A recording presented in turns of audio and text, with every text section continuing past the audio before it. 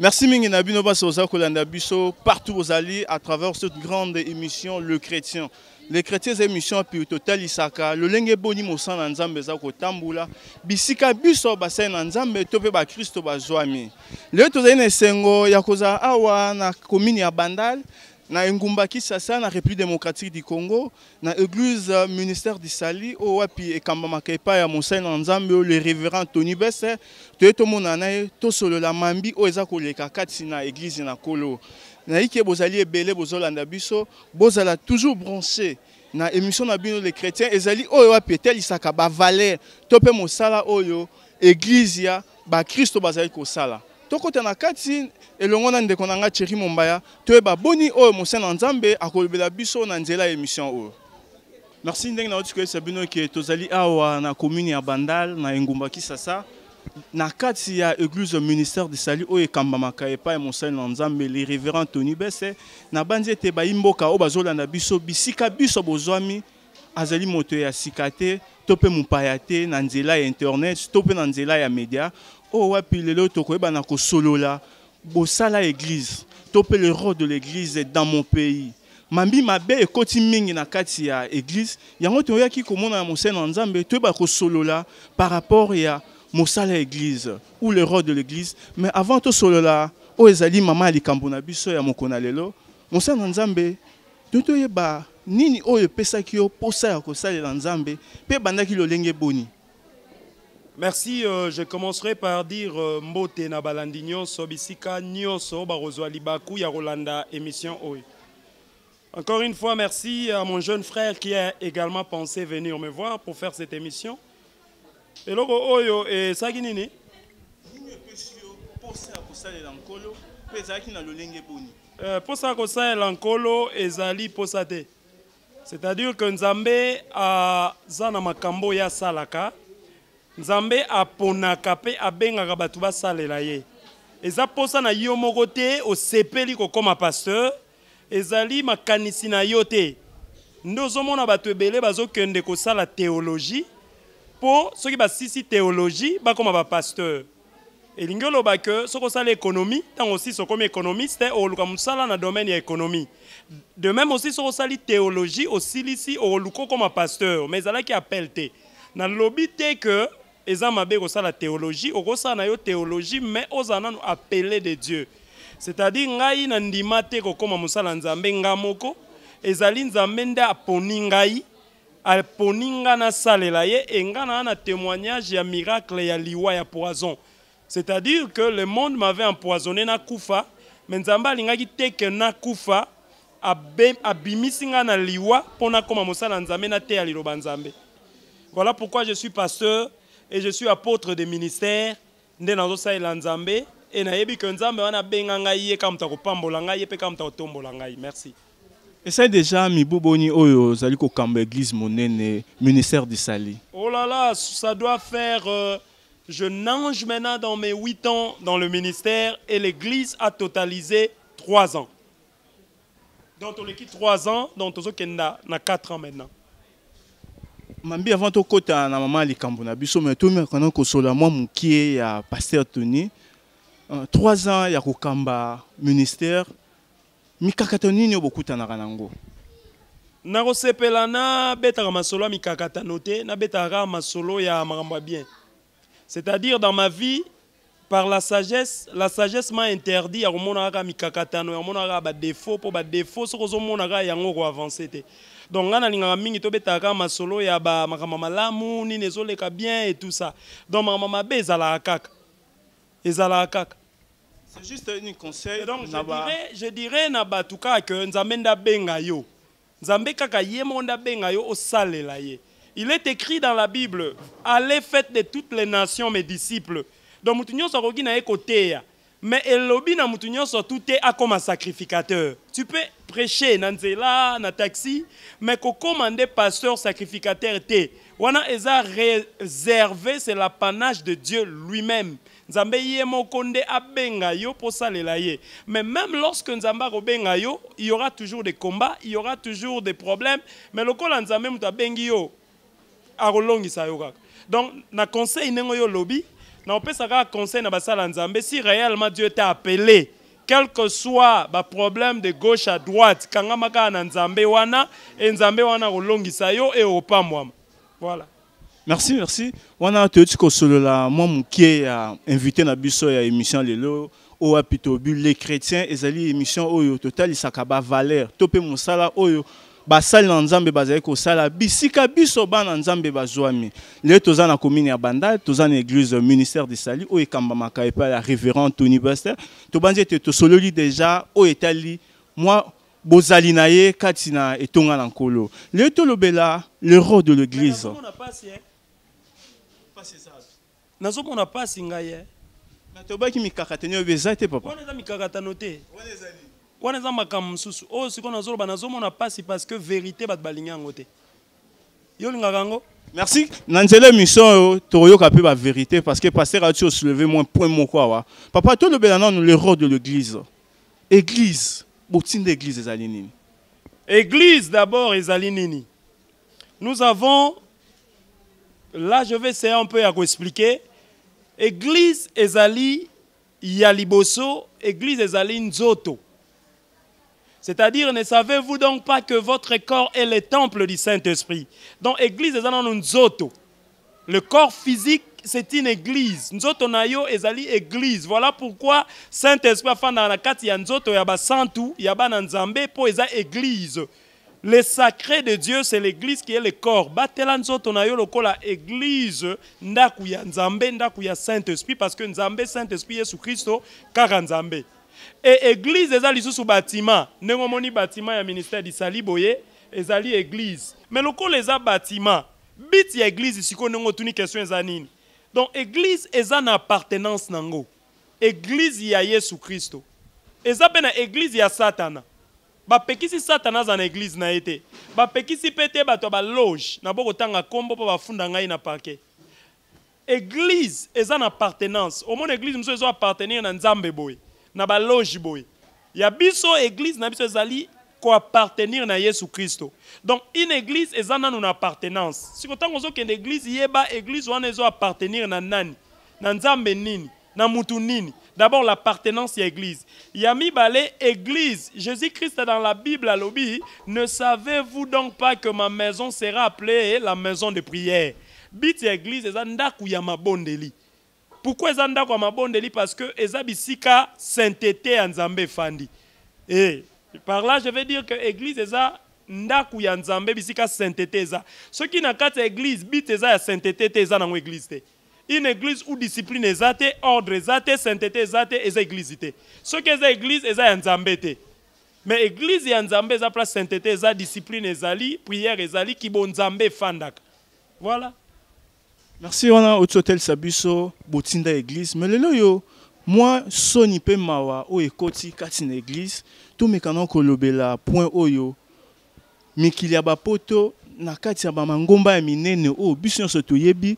Na bandi ete bandeko bazolanda biso na ngonga oyo na nzela internet bakotaka internet toti komona une grande communauté banzimi ete ya kobalisa basi na basi pe mibali na mibali bino basai na nzambe ya Congo démocratique makanisi meza nini par rapport ya phénomène oyo ekoti lelo na kati église oza sir babalisaki bato na kisasa esami na mikili ya poto na mikili ya poto babalisi ou basi na basi mibali na mibali déjà eza mabe.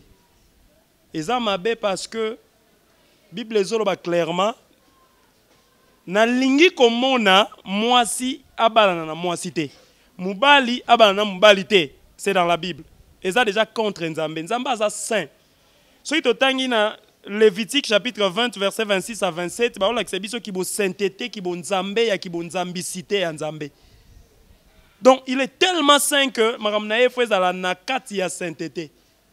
Ozo mona te ke bato wana nyoso bazo bala na wana finalité na bango ba bota te. Moi si na moi so ba bala ni ba kobota nani. Mubali na mbali so ba bala ni ba kobota nani. Omoni ke ata ba meki ndenge nyoso ke simba Nzambe ka te. E kokokana ta 1% na Nzambe te. Et donc, makambu ya kobalisa kaka te église lelo papa na nga soko zwi dollar. Na osa publicité ya bato ba dollar te. Ya Obama peut-être États-Unis mais dollar ezalaka na original nango ezalaka pe na ya mabe nango fake nango bikoro nango. De même aussi, et l'autre original nango ezape na qualité nango ya mususu. Dans la quatre églises, il y en a des églises où il y a des santu, où bazo banga nzambe na où bazo banga nzambe te. Alors église où banga nzambe bo yeba bango na makambu ya malamu. Na miracle te, na makambu mususu te, na makambu ya malamu, la sainteté de Dieu et la crainte de l'Éternel. Ce que moni yango wana de église banga nzambe. Kota la age nango te ke o église wana ekoli mingi. Kota la pete ke o pasteur wana za soki ndenge nini yo talaka est-ce que bazo banga nzambe penza? Est-ce que bazo banga nzambe malamu ezali? Voilà l'église. Et donc je suis contre bato bazo bali sabasi na basi mibali na mibali na ma contre ba occultisme ba magie ou ça na kati église. Nazolo bango naza contre et la Bible dit na Michée chapitre 5 verset 12 Bible zolo ba l'Éternel Dieu exterminera. Papa, année 2015, Nzamba ko exterminé, a ko longola ko boma bato nyonso ba sala makambo mabe na kati église.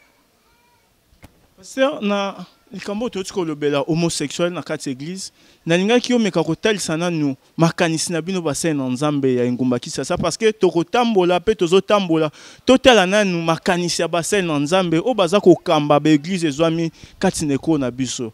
Bozo sala nini? C'est-à-dire que vous avez mis des garde-fous pambate mambi bosoto euti na mikili ya bapoto ekota awa na église ya mboka na biso te bendengeni.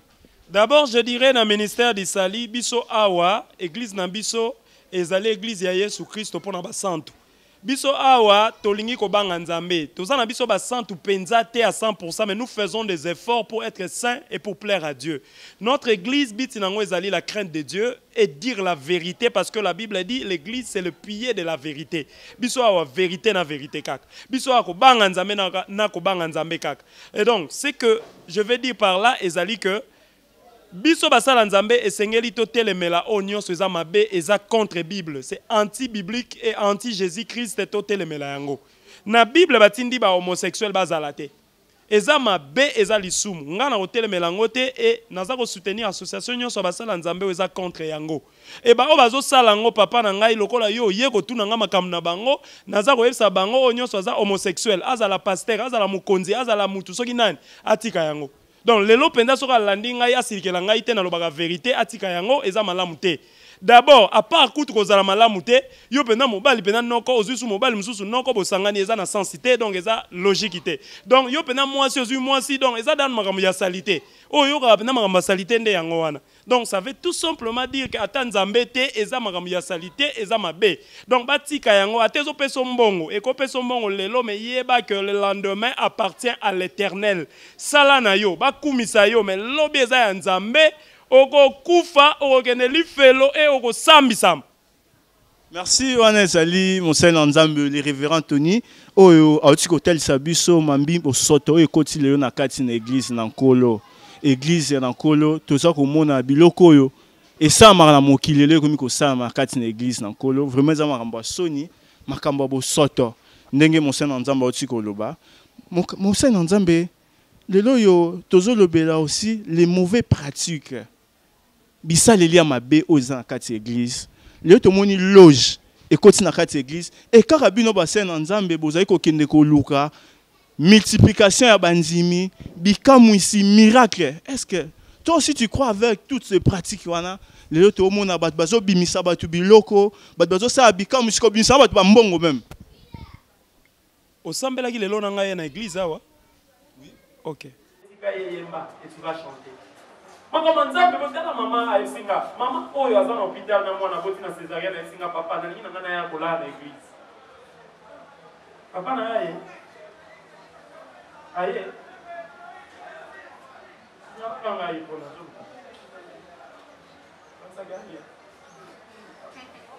Amen. Oh vous avez na yete. Ye. Yo ye na yo otiki akei.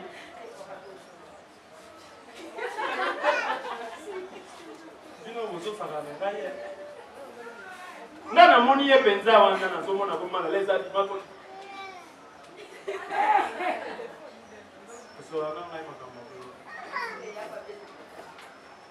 Il fallait que ça protocole. Pas quand il a dit. Quand on va filmer ma campagne, filmer. Est-ce que tu es là? Est-ce que tu es là? Il y a des gens qui ne respectent pas. Vous êtes au Fandia. D'ailleurs, quand déjà, vous devez l'oublier. Na kokipe ozana problème na nganga mona koti na prière na samedi nzamba yo kakati ozo kosa na pourquoi nzamba tanga ipeme na yo kende ko sala ba prière na yo comparer mama Caro encore une fois son maman Caro bana na eba ça merveille ça maman Caro un jour avait dit que so ça na problème koti no kana chambre samedi nzamba osuna aloba ya moyi mais lelo maman Caro ye wana zoti na message muke c'est papa ça na kanda. Est-ce que son aïe papa Koboy? Est-ce que son aïe quoi n'a côté na chambre était à Gesambe? Quoi la n'a côté na chambre était Samba Cheba. Baton a besoin d'une bénédiction pour toi. Ce qui va tout pour lui comme mon tabayo. Yo so mona mo kanisi ona ngape na ebinzambe ngape na ebinzambe te. To kola nzamba che ona 4 églises au kosa nini. Yo kanisi na la borne tant ba Jacques Vernon bazala ki na ba pasteur onyo so mana yebi bazalaka. Laurent Roland Dalo.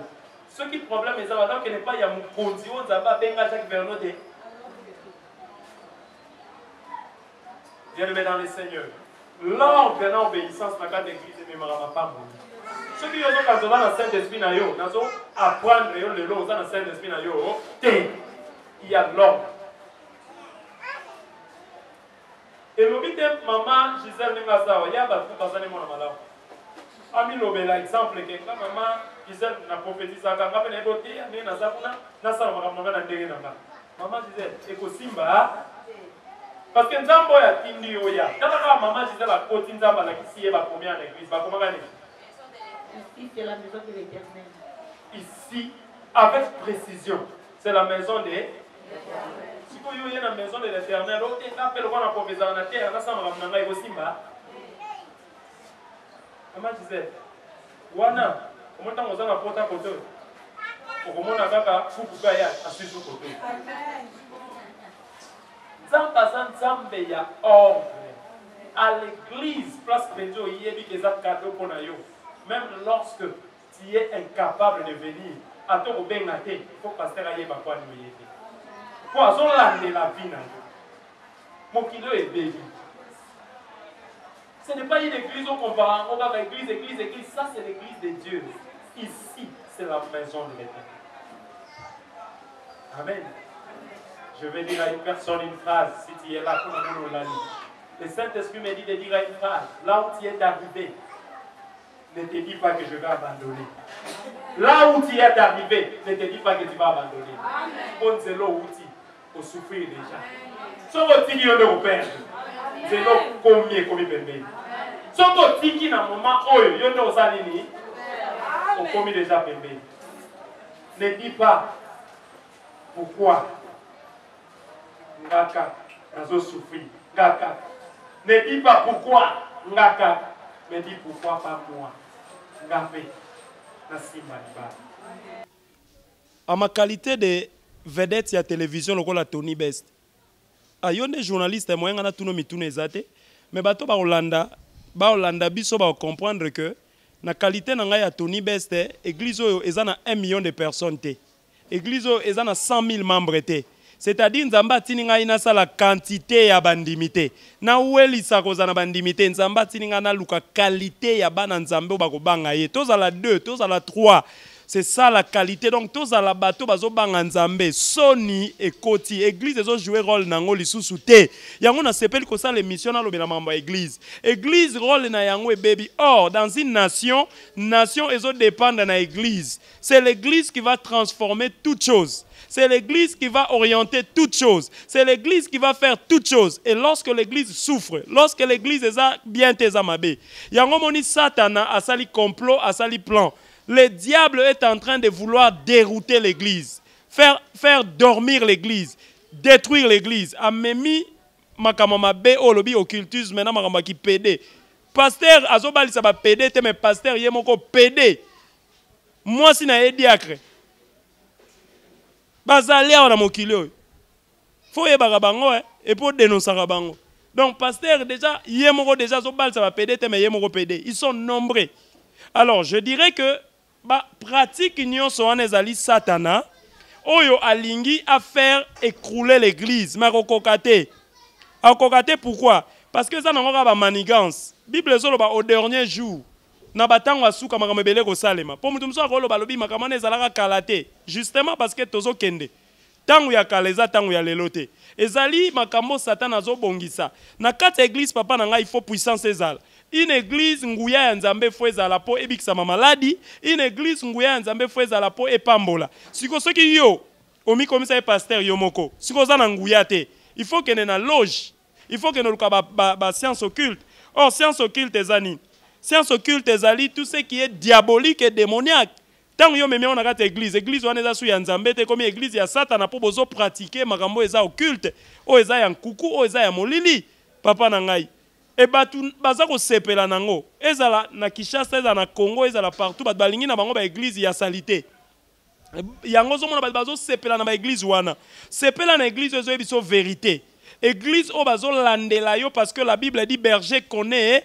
tes brebis pasteur ayeba yo so boza 1 million de bandimi pasteur ayeba batu physiquement te ayeba batu spirituellement azala mesure oyebisa yo ndeko na ngai moi oyo nzamba lobi boye directive ya nzambe yango pona vie na yo alandela bomo na yo ki bomoto na yo ame na yo parce que ame ekutaka cher epa nzambe donc ba pratique nyonso wana ezali ba pratique ya mabe justement pona ko dérouter mutu mutu abeba kaka Satana azwa bato ebele ba client ebele bakota na elifelo mais na ministère d'Isali na ngai na bana na ngai o bazali wana baza mokili mobimba e osimba te tozali jamais et tokozalaka jajaja ba client ya Satana. Merci pasteur. Tout le bien nous miracle. Est-ce que you peux croire en un miracle le tozo mona batu bino ba sel en Nzambe bozo sa ba prière mutabimisi boye mutabimisi mbongo na pocha mutu tous ce des miracles le to mona na kati église na kolo awa na ngumba kisasa. Vous croyez aussi avec ça ou bien ezaba mauvais pratique autotikoloba?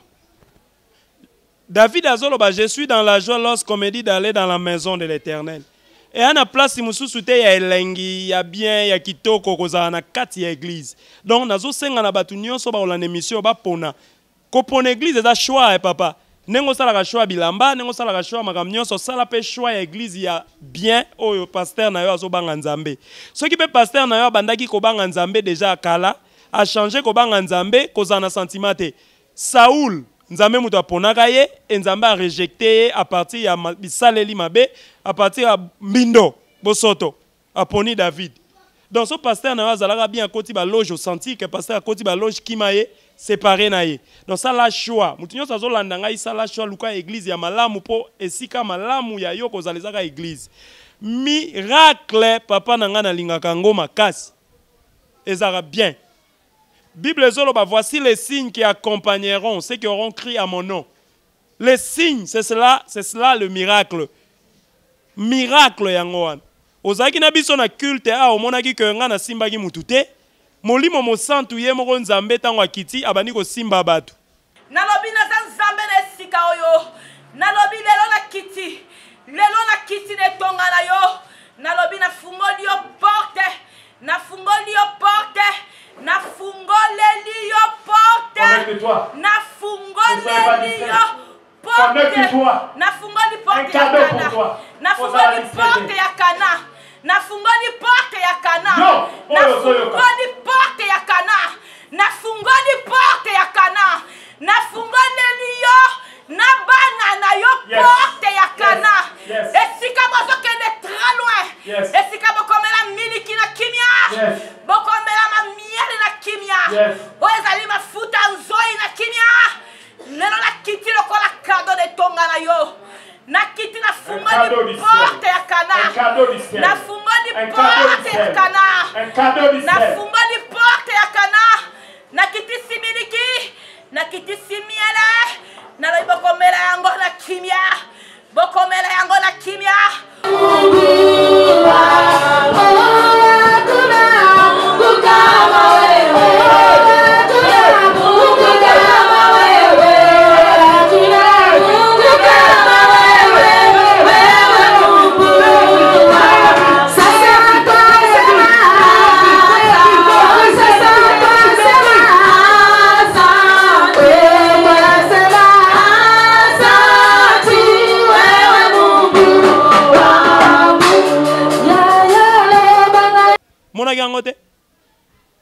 Yo répondra te. Tozo kobana yo papa miracle c'est pardon côté aussi ko soulever na banzete bande ko bazolanda biso bisika biso bazali na mikili ya poto olobi sala choix na lingo meka vraiment ko éclaircir choix wana le lenge boni mutako ko sala choix. Merci beaucoup. Nazo sepela émission ezo kene malamu bande ko nyonso bazolanda ngai na ba poto na ba Amérique na bisika nyonso na kolinga émission oyo yo soko landi yango télécharger yango recommander yango pepa muninga na yo alanda parce que eza très important pour ezala facilité ngana ndima ba émission na loba lobebele boy na linga mingi ko bombama na linga kanzamba bimisanga yemoko yango nazoloba que le miracle ezali bien mais ma be miracle il y a des gens maintenant ba comme ici église lokola ba spectacle il y a maintenant des pasteurs bazolinga miracle ko lekali lo banzambe. Mais nazo bisa nzamba salaka jamais miracle na nzela ya mutu azobangete. Nzamba ko salela mutu mbindote. Donc ceux qui déjà natiri ya mutu wana aza déjà mbindo papa na yo fani na yo sali masumu na yo ba ebisio ba mbongo ebima na poche na yo. Donc mutu wana bisika aza na osenga se repentir. Ozali na boko tanga kombono po yo ozama kasi na ofunda ba na parquet. Mais bisika ozali na lobi na yo tika teya batulilo banzambe tika ko bimisaka bango ba mbongo na poche mutu aza na ye mutu mabe. Ozote ya repentance te. Yozote ya kaka pambwama. Tu préfères muto pambwama na kati ya ko se repentir te. Nzamba salaka makambu ya bien, azanzambe ya ordre ya discipline. Papa na yebiso mwa muke selon la révélation parce que ngai na ministère na ngai nzamba sunga ngai. Eza ministère moko oyo toza na grâce. Musala na biso to salaka service na biso ezali guérison, guérison matérielle, spirituelle et physique. Et musala na biso to salaka ezali avancement. Et Moussa Nabso to sala rezali révélation à Liloba Nzambe. Liloba Nzambe Satan a yebiango. Ayebisa ki Yesu il est écrit. Mais révélation nango profondeur nango Satan yebite. Banganga pe bazana ba Bible na ba loge na bango, mais ba yebi Bible ba yebi Liloba Nzambe te. Luc chapitre 2 verset 6 à 8 ezolo banabiso tang Maria lingaki abota. Mwana. Maria alinga bota mwana Yesu Kristo, mais Marie azangaki hôtel place à Rofanda na zeminaye Marie azangaki hôpital maternité ya robota Yesu abotaki Yesu wapi nandako ba meme place babotaki Yesu Azar epa ya Nzambe ezalaka te contre wana parti wana ya Israël place o esengelaki Marie abota Yesu Bible zoloba wana toza na Luc 2 tando tanga na 6 tina 8 Bible lobi Marie aboti bisika oyo ba berger, ba batelaka, ba troupeau. Ce qui veut tout simplement dire que esika oyo ba berger, ba batelaka ba troupeau. So ba tuni oyo so abota ma wapi. So ko tanga la Bible, okoloba yeso abota maki na ndako ba meme. Mais so ko za na révélation ya Bible, okoloba yeso abota maka na kati ya église. Kati ya église ezali esika o berger, abatelaka ba troupeau. Donc Jésus-Christ est notre Seigneur, abotama na kati ya église. Talaka nzamba ndima obotama na hôpitalité, na hôtelité, mais na kati ya église. Et là où mokonzi abotamaka atikaka nguya na e place wana. Jésus est né à l'intérieur de l'église. Papa to saka ba jeune église té. Église est sacrée. Église est na puissance. Église est makasi et ekotika la makasi. Na osenga na basala nzambe nyonso ba o sambela nzambe ya solo dans la crainte de Dieu. Ata lelo bazwi mbongo te, ata lelo batongi ba église ya soki ba château te, ba cathédrale te. Ba continuer na nzambe wana kopambola bango. Et soki ka wana te ndeko yorli. Yesu abotami ka na église te. Bible zolo ba mukolo wana tamba ni ba bomaye. Batu nyonso avant Jésus ba bana ko baka bango na ekulusu menacé ya ngomba. Et comme tangu ya Yesu balobi te toyo kise soni, to matise likolo ya ngomba. To baka ena ekulusu likolo ya ngomba. Or, Ésaïe chapitre 2 verset 3, la Bible dit sur la montagne c'est dans la maison de Dieu vivant. Donc baka Yesu na ekulusu na ngomba Golgotha nzoka na kati ya église. Yesu akufa peka na église. Papa, le pouvoir ça se transfère. Pouvoir ba transférer kango. Pouvoir ba epesa melaka. Donc Yesu a botami na église, a koufi na église et a eu pouvoir à transférer en église. Et à transférer en comment? Bible zolo banabiso ka na Luc 2 15 à 16. Que tangu Yesu a botami, ba maji moko ba yaka, kopesa Yesu ba cadeau. Mais ba maji wana avant bango ba ya ba comme pas Yesu, il y avait déjà des bergers. Donc si otangi bien au monde que tant Yesu abotami ba angelou ba yembi ba sisi ba kei, c'est après que ba berger siko ya contré wana nde molimo mosantu et yebisi bango ke bo kende mwana moko abotami. Donc le premier personne ya kosolola na mwana Yesu na bébé ezalaki ba pasteur ba berger. Nzoko ezalaki li solo te ezalaki transfert ya onction. Donc les pasteurs et l'église ezalaki sika ya makasi et sika ya malamu. Une église yango balobi la médecine, l'hôpital soigne, mais l'hôpital ne guérit pas. Celui qui guérit c'est Dieu. Et il guérit au travers les hommes de Dieu, bazana grâce, na don, il y a guérison. Loko langai, maladie nyonso, nzamba pesi nga grâce wana ya kwa porter guérison. Oyo abota gaten, nzamba pesi grâce wana ya abota kende liboso. Bien-aimé dans le Seigneur, on a bandeko bazolanda biso, tant Satan moni jardin d'Éden ezelengi. Adam na Eva bazelengi. Satan komi niokati. Po ya osala ke ba benga na bango na jardin d'Éden esuka. Elengi ya église, qualité na puissance ya église. Tant Satan moni ayebi yango, ndazo ya ko bebisa église, ko bebisa basala nzambe. Papa nzamba bengi yo, oya bengi yo aza nzambe le créateur. Azana nyonso, ba voiture, ba château, ba voyage. Nzambe na bengi yo. Siko okolanda magie, okolanda ba logi pona nini? A moins que oyeba te muto abengi yo. Nga oyo na yebi nzambo abenganga. Nazana besoin de l'église na ngata na ba membre. Po muto azana ba membre na église azana muto azana ONG azana fondation na e azana asbel na e nazana ba âme et naza leader te naza berger. Po il y a une grande différence entre leader te nga naza berger. Oyo azawana na oulette na bâton. Po akamba bana bakende liboso dans la vérité, dans la crainte de Dieu. Yango zomona na kosenga na bandeko bazolanda nga. Ceux qui sont découragés, qui ont l'ingasso sambela te, église moko déceva yo. Église o déceva yo et lobite ke ba église nyo seza mabe. Ba église amalamu ezali sala choix. Na zongi siko na question tuna nga ya choix. Okoye ba église ya malamu tango bazote ya maloba ya Nzambe oyo ya Bible. Lisumu eza lisumu. Mabe eza mabe. Eza lokola mutu ake poto na tracasserie. Batu musu bakenda poto bazwi photo ya mutu mususu. Ba lekiso na banzela moko ya mafia. Okomi pe na poto ango. Okanisa ki poto nde bonheur. Nzoka bonheur okozala ta na katako kombe. Okozala ta na matadi kibala. La richesse, ce n'est pas cela la bénédiction. Bénédiction est la qui c'est richesse. Il y a des hommes qui sont riches mais ils ne sont pas bénis. Mais lorsque tu as la bénédiction, papa est riche en francs congolais, mais si tu es dans le désert à Sahara, aucun dans le désert il y a Égypte, ou même en francs congolais, tu es pauvre. Mais si tu es dans la bénédiction, aucun dans le désert, on transformer le désert ou dans la bénédiction. Tu es dans la bénédiction, tu es dans la richesse. Richesse est éphémère, richesse est leka, mais bénédiction est la seko na seko. La bénédiction d'Abraham, il y a un continuer de l'élo. Yango zomona nazo senga na bandeko nyonso ba décourager pona ba église. Église nyonso eza ya mabete. Net église na ngai o naza ko kamba na osala lango publicité te po mama Nzambe linga gut publicité te. Esika Yesu azali ebanaka. Donc oyo alingi ko sambela na biso akuta awa vérité.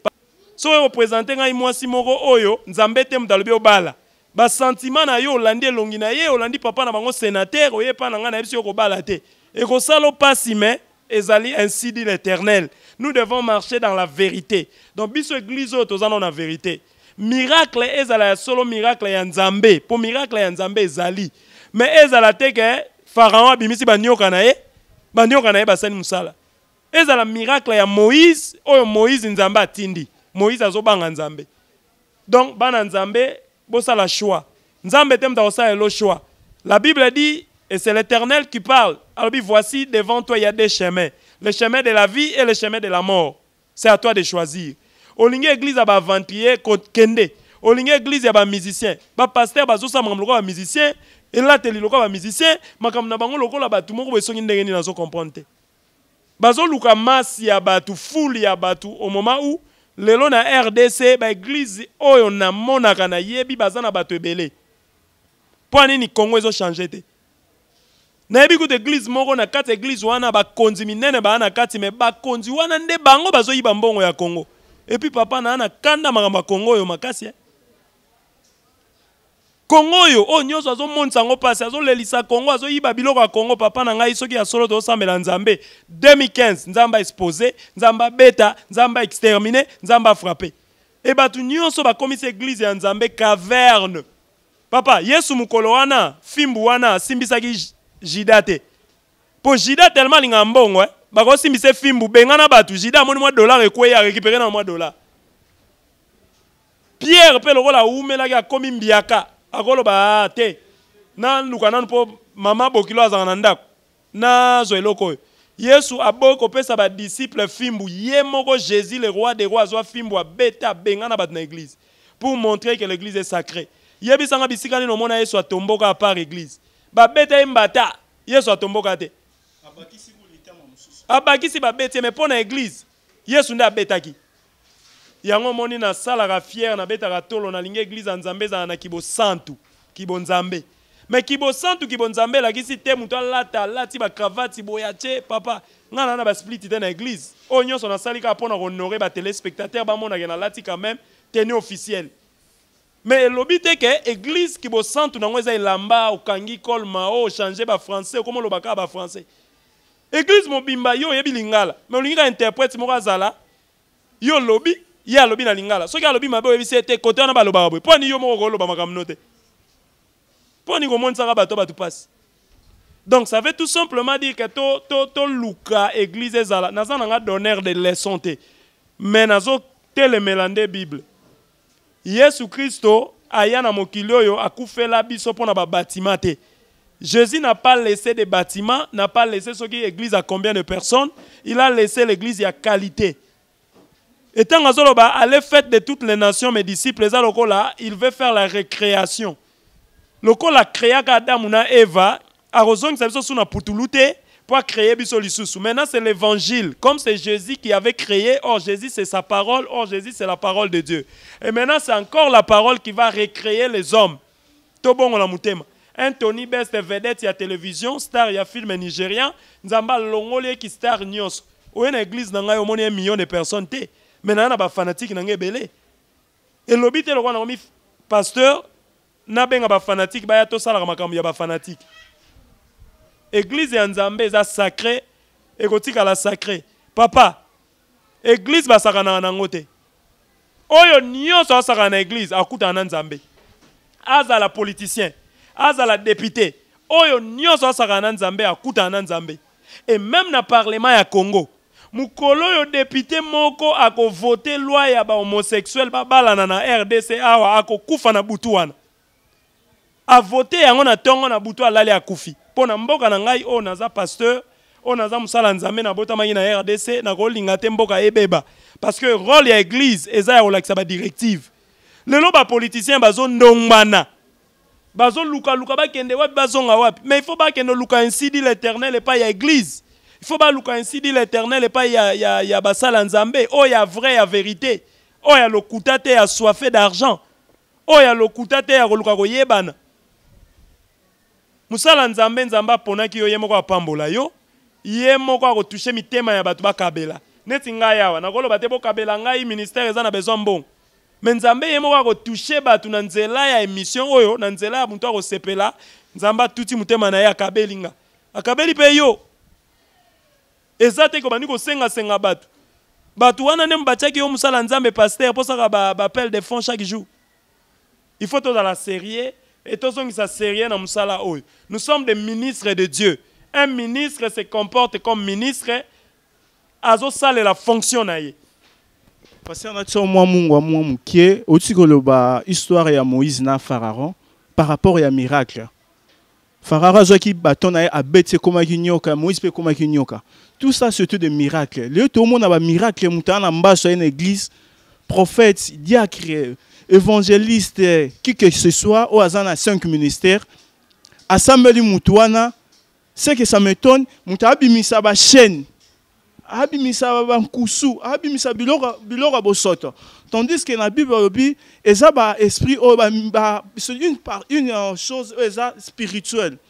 Mais le lingue boni, il y a mon lime comme ko bima boy na bosuni. est-ce que ba miracle on a vraiment et ça ba miracle et où tu pas encore mais ça ba miracle ils ont fabriqué.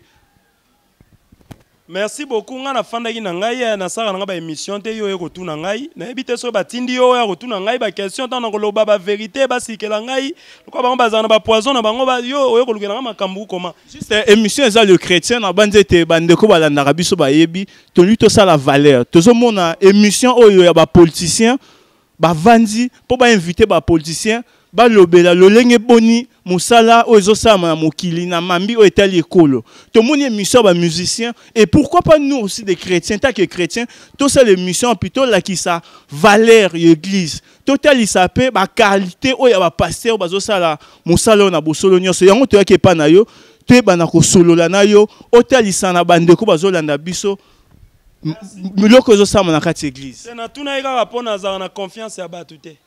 Okomona boye batindi yo babi kende kuna tuna ye aloba après bazui ba yo na bango boyokani bosani ngai mabe yango moni fona tuna rapona za la un peu prudent et sage. Na lika koloba boye. La Bible dit ce qui est spirituel est spirituel. Otanga na Bible ezoloba Yesu alongoli mwana mwasi moko anakobela épilepsie la kisi maladie ya ndeke. Oyoka Yesu tango azobimisa malade ya ndeke bandeke pe bazobima bandeke babimi ebele. Bandeke babima te. Donc na lingi na lobaka o eza spirituel. Muta kosote ko Yesu alobaki to ko sala o ya sala te to sala. O ya sala te yo kominani. Tout ce que nous faisons c'est Jésus lui-même qui le fait. Alobi voici je serai avec toi jusqu'à la fin de temps. Tout ce que musala nzamba azosala ngona Yesu yemoko. Et par là je vais dire aux gens ce qui est spirituel est spirituel papa na ngai. Ceux qui oza mwana mwasi oza na myome, oza na kyste, oza na appendicite. Na veni na bino na quartier na bino ba yebi te ko za nango ba pesa ko valeur na dignité. Oye na église ba sali yo ba miracle wana ba tie yo caméra témoignage. Oyebi te que quelque part ça touche à la dignité humaine. Tant yo zolo banazalaki na myome nazali na kyste, mubala lingaka bala yo ayoki déjà que kuna myome ezalaki kyste ezalaki appendicite ezalaki akoya. Yo linga ya bongo. Yo bena mwasi benda yo caméra okepeka obalika. Mais yo be ndimaka pete. Donc par là, il y a le que il faut te respecter mutu. Pour Yesu yemo wa respectera mutu. To respectera mutu. Toti ka marambo yeza ba miracle spectacle. Toti ka ba miracle fantaisiste. Pasteur ayoka ni na batu moko ke na sala croisade bokolo babozaki ba aveugle, bokolo babozaki ba boité, tout ça eza ba biloko o ezanga tina. Pour la preuve année, beach ezara wana ba boité bazana beach. Pasteur ola kene kuna triomphal, akeka mbala moko na beach mbala moko. Azui bango ka kuna esili ka kuna. Pasteur akeka croisade mbala moko na mama yemo. Po na triomphal ba kolemba po ba ya, yo kene ka croisade na mama yemo mbala moko. Et puis l'homme sous de pesa nga kanda yo tuni ngai te, eza mama ba prophétie. Comment est-ce que mutu po lia fufu, mutu mikolona so azampia ka faut créer prophétie na yi. Total nanu mutu ya nzambe azalaka na comportement ya une personne qui craint Dieu. Makambo azolobeza makambo ya o mutu azobanga nzambe eza bilamba te boy. Po moko pe na kolata jean na ngai parce que je suis jeune. Moko pe na koki ko okuti ngai na sport po na sportif. Wana lobi te ke na komi mupagano. Ezaka lokola yo boy moi mouvement okepe mouvement. Wana ya makambo ya sport eza makambo ya ki pasteur te. Donc ça veut dire que je suis sportif. Mais par là, na makambo etali ki bonzambe ezo senga la crainte de Dieu et la sainteté. Moïse, tant basala ba miracle, Pharaon asali ya Moïse asali ya total la nature. Totali nature ya Pharaon azam pagano. Nyoso Pharaon osala, eza lokola Yesu tangu Satan zo bise il est écrit.